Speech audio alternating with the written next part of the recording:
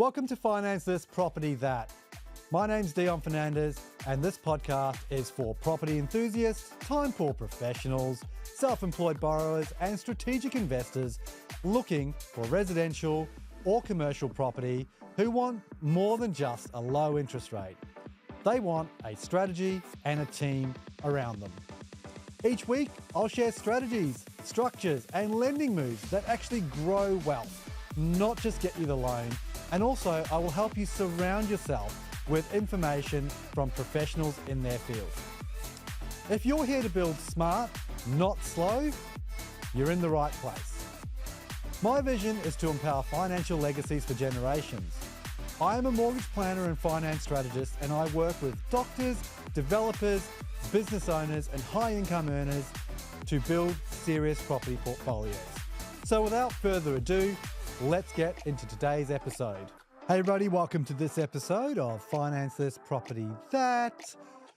Really want to touch on a topic that I am seeing more and more of at the moment.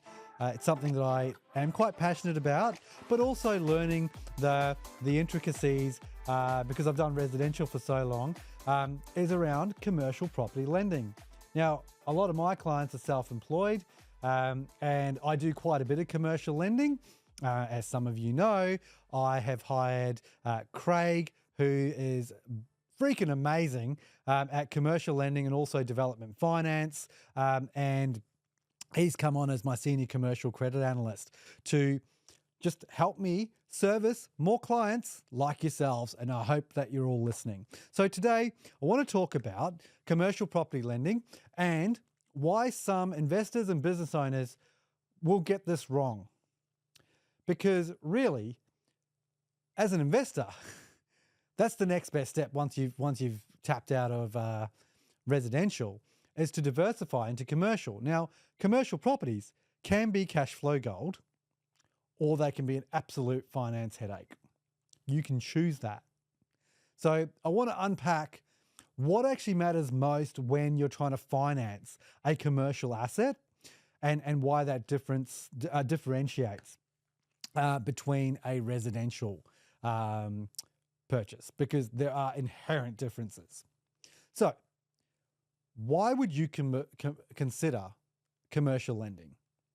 Well, as an investor, commercial lending does actually give you better yields than residential, because the rent is less all the expense. Like, there's no expense on you. You don't actually have to claim, you don't have to have the upkeep. The tenant actually has all the upkeep and pays all the expenses. Business owners also want sometimes to own the premise that they use. So what they can do is, some businesses, you can actually purchase that inside your self-managed super fund. And it's the only time you can purchase in a self-managed super fund and use the property. Because you can't purchase a residential property under your self-managed super fund and live in it. You will get raked over the coals. But you can, as a business owner, purchase in an SMSF, a commercial property, and run your business out of it, which is awesome because you've got it in an SMSF. It's building your capital growth, but you're also paying back your own asset, and it's a different servicing, and it makes life very easy. Also, with commercial properties, they generally, because they're businesses that use it, they'll normally have longer lease times. It'll be like 3 years plus another 3 years, 5 plus 5. The tenants are usually a better quality because they're running businesses as well. Again, there's an asterisk. Anyone can be quality till they're not. But like I said before, there's less maintenance for you to do because the maintenance is done by your tenant. So it's all sounding really good, doesn't it?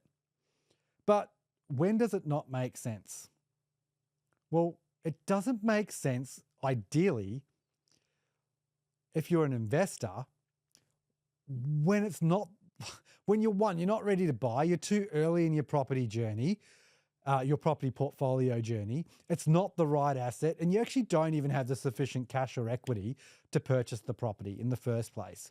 So that's when I encourage you to probably build out your portfolio. We get some great capital growth, sell down some assets, and then you go buy the commercial property, because you really want to you want to buy the quality commercial assets. You don't want to buy small little ones that don't really do a lot for you. And, some of those ones, it doesn't make sense when it's, you might have short tenancy agreements. It's in a low quality area because that's all you can afford. There could be high turnover of tenancies.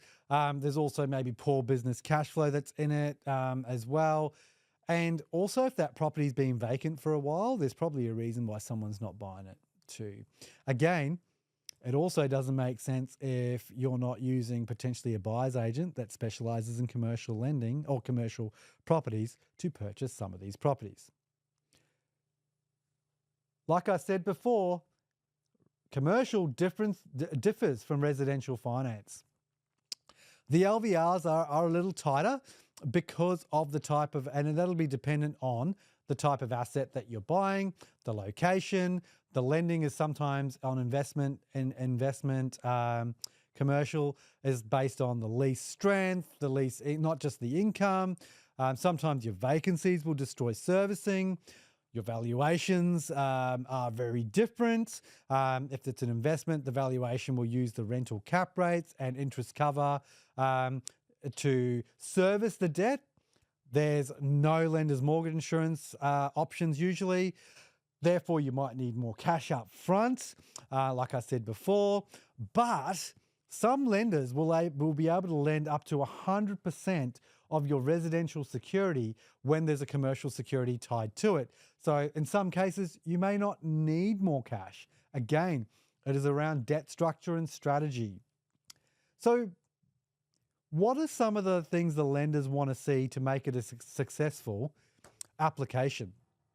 Well, from an investment point of view, a quality tenant. Now, this goes a long way, but how do you determine what a quality tenant is? Well, one, who is the tenant?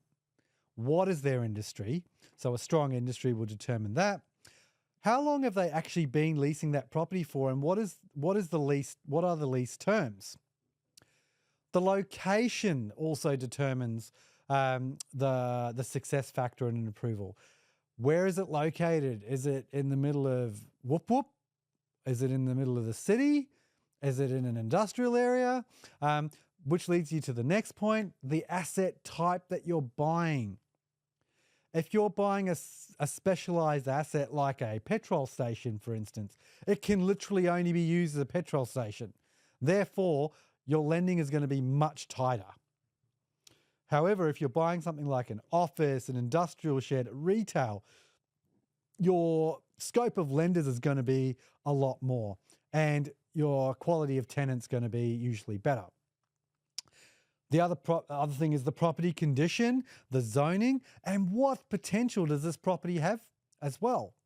So let me take you through a case study where one of my clients who runs a pretty decent size electrician business. He's renting, he's outgrown the current property and he wants to buy. He went directly to his bank.